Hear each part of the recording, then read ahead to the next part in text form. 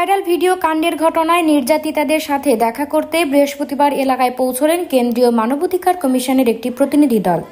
এই প্রতিনিধি দলে ছিলেন একজন মহিলাও। দীর্ঘক্ষণ নির্যাতিতার পরিবারের সাথে কথা বলে ঘটনাস্থল থেকে বেরিয়ে গেলেন ওই প্রতিনিধি দলটি। তবে সংবাদ মাধ্যমের সামনে কোনো মন্তব্য করলেন না তারা।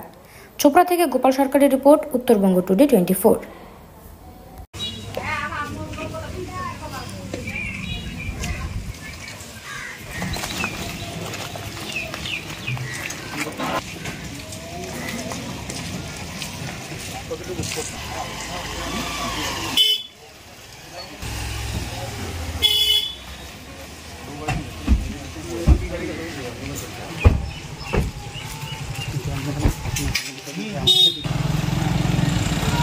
Pere.